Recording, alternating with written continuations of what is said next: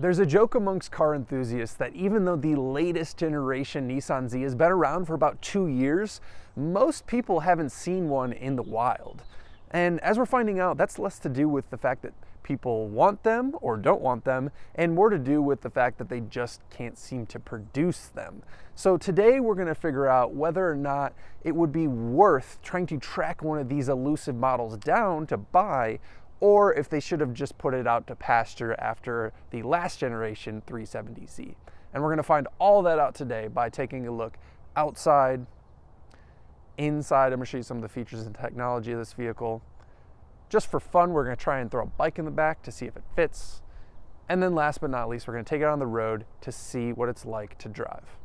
What does everyone think about the looks of the all-new Z? This is the Nismo edition, so the absolute upper tier model. And they've done a lot to change this vehicle, including with the aesthetics. It's all about actual real-life aerodynamics, not just looks, although it does look great. The front bumper is completely revised, the rear bumper is revised, you have a different wing, although admittedly it's quite small.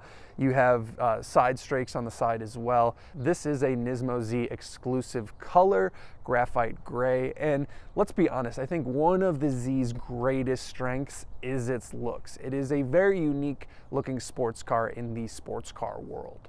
We've talked aero changes, but what about chassis changes? Well, they've tuned that as well. We have bigger brakes, bigger wheels and tires, and a completely revised suspension. This is meant to build on the already performance-oriented performance version of the base Nissan Z. Now, they have adjusted the bushings in this car. It's about 2.5% stiffer with some body rigidity changes. They've just tuned it. It is really just a tuner car. Now for wheels and tires, you're getting 19s on this model, and they're 285s in the back, 255s in the front.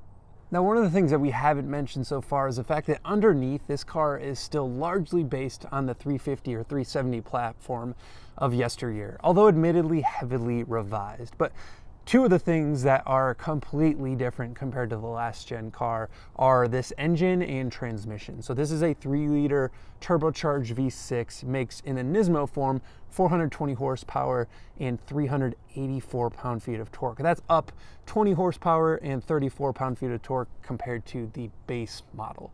Now, that's nice because the last model Nismo had the same engine as the base car and didn't really make any more power. So at least you're getting more power here. The transmission itself, 9-speed automatic only for the Nismo. Bit of a bummer considering that in the base form, this is one of very few sports cars still left that you can get with a manual. Now, the last thing that we can talk about here is the fuel economy. I'm not sure how many car enthusiasts care about that, but 17 miles to the gallon city, 24 highway. The first time I got in the all-new Generation Z, I was a little bit surprised because while this is not a big car by any means, it is a fairly decent-sized external footprint. But once you get inside, it's very small and tight. I guess maybe I'm used to my M2, which is a similar wheelbase and footprint, but feels so much more spacious inside. I don't know really where the size goes, but it does give you a bit of a cockpit feeling, so depending on whether or not you like that. Of course, storage is a whole nother story. Now, what have they changed here with the Nismo? Well, mainly the seats, and these seats are actually really cool. So these are Recaro seats with red inserts, and they're manually adjustable, and frankly this manual adjustment is kind of hard to adjust, being that it's so close to the side sill of the car that I can't really fit my hand back there and adjust this knob. Other than that, usability wise, this is pretty easy to get along with. They have obviously spent a lot of resources in updating this to make it feel more modern, specifically with infotainment, right? Infotainment is always one of those things that's like one of the first things that will age a car. So this feels more modern. Of course, Android Auto, Apple CarPlay. It's by no means the most modern, and in fact, the rear backup camera visibility is heinous. It's actually laughable at this price point. You do get physical knobs and switches for the HVAC, so that's really easy. You get red anodized D mode and start stop with your Nismo edition. and they've adjusted the colors a little bit with the all-digital display. But the all-digital display mixed with the infotainment definitely has updated this vehicle, or at least makes it feel a little more modern. That said, there is some cheapness in here. This does not feel like a $65,000 car to me. This plastic, this scratchy plastic right here, and these window switches, which are definitely out of a Nissan Versa, that to me is a little bit unacceptable for your sort of mostly flagship car at this point. But overall, pretty positive. Let's see if we can get some sort of thing resembling a bike in the back of this hatchback. If you're new to the channel, then you're probably wondering why I'm trying to put a bike in the back of a Nissan Z. And that's a great question that I really don't have the answer to. I like to try and put bikes in the back of every car that I review just to see how usable they are. Does that make sense for a sports car? Absolutely not, but it's fun anyway. To no one's surprise, you cannot fit a bike in the back of the Nissan Z. While the lift back does make loading pretty easy, there just isn't enough length, and also the trunk floor is shockingly high. About the best you'll be able to do back there is a standard size carry-on. If you enjoy the bike test, make sure you hit the subscribe button and leave a comment below.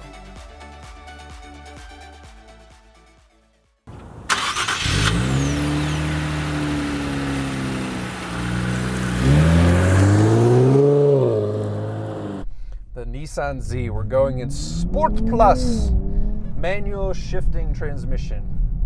This has been an interesting car for me because I gotta be honest, when I first got in it, I was not super impressed. And sometimes that happens. Sometimes I get in cars and I love them immediately. I'm enamored with them. I think, I enjoy every second. Sometimes I just never come to love the cars. I never see the value. I never see what the engineers were on about. But then there's cars like this, which doesn't happen too often, where the immediate impressions, or the initial impressions I should say, are not great, but then it just really charms you. It is a very flawed car, and we're going to talk about where I think the money is best spent with the Nissan Z. We're going to talk about the Nismo, which we're in, then we're going to talk about the base Z, and it is by far not a perfect car, but it has some pretty cool qualities. Let's get into it. This engine definitely finally modernizes this car. The last car that this replaced, the 370Z, was around for a long time. Had that, ooh, look at these deer. Had that naturally aspirated V6, decent engine, but just, not that powerful, not competitive anymore. And certainly we're up here at altitude. We're at about 7,000 feet. You start to feel, you really start to feel naturally aspirated engines when you get over a mile high. So this car, it totally has a punchy mid-range.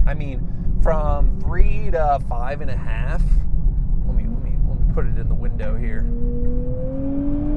Yeah, it's got a lot of torque, but it does feel pretty linear. It's not one of those engines that gives you everything at 2,000 RPM and then just falls on its face. It likes to keep pulling. Gives a nice burble at the top end when you shift. Sounds good. Speaking of shifting though, transmission okay. It's certainly more modern than the previous generation ones. 9 speeds, 9 gears. It's a lot of gears, getting decent fuel economy on the highway. But it does what I think is the cardinal sin. Let's see if I could recreate it. Let me go down to first. It will automatically upshift for you. So I'm gonna go, see, I'm in manual mode. Okay, so second, it will hold a gear. First, it will not let you hold a gear. And I just think transmissions that don't do as you say, sometimes it won't give you the downshift.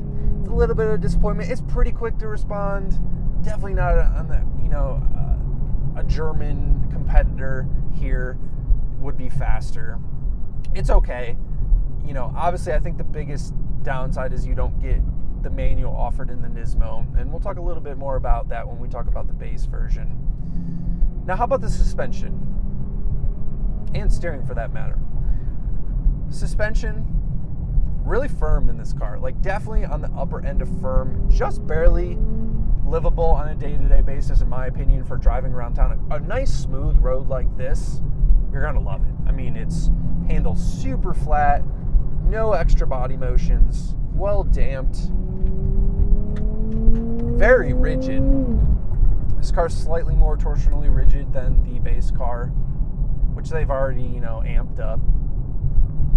The steering itself, not bad, a little bit numb. They did go to electric power steering with this model, and you can tell. But what I will say about the steering is that it's a good weight.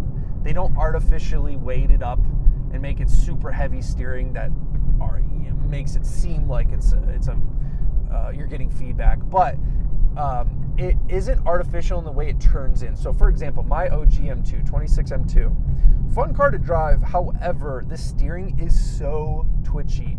It artificially really dives the car and makes the car very darty when you're just putting in minor inputs. This remains very linear, which I really appreciate.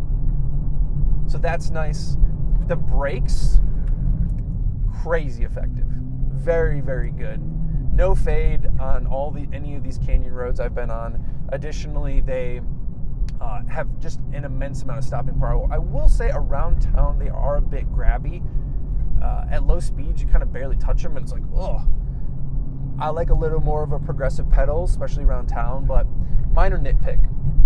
So these are all positives for sure. We have some negatives there with the transmission.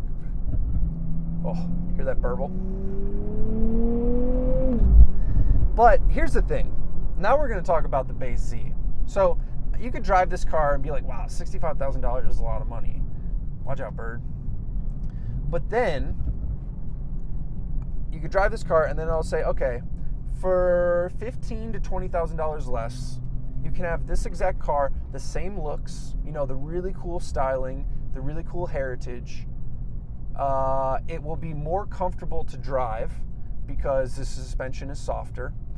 And you have the proposition of a manual transmission for $15,000 less. So in my head, I'm thinking, okay, this car to me is best used as a GT car. This should not compete, and I think it's not meant to compete, at least at a base level, with, the M2s of the world, the Supras of the world, the Mustang dark horses of the world. This is meant to be more of a GT car. So make it a GT car. Make it more a GT car and make it less expensive. So that's where I think, the performance version of the base model or even the base model just makes so much more sense. Yes, this Nismo is very cool. It has some unique advantages. These seats are actually really cool. Don't think I've talked about those much. They hold you in super well. They are quite tight, so if you're larger, you might not like these seats, but they look cool.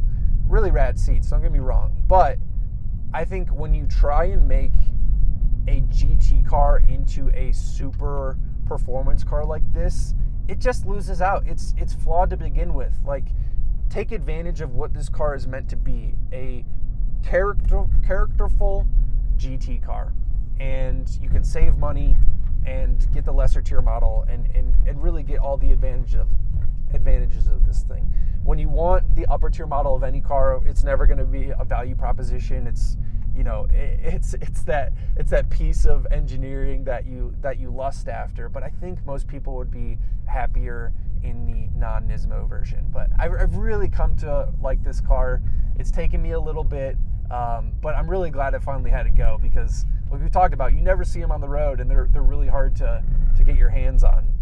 So as we head down this horribly broken pavement, and now I can show you exactly why you don't want the Nismo edition. If you made it this far in the video, thank you very much for watching. I appreciate it. As always, guys, if you did make it this far, consider hitting that like and subscribe button so you don't miss future videos. Got a lot more fun cars coming your way. Some off-road cars, some on-road cars. It's going to be good. So thanks for watching, guys. I'll see you in the next one. Peace.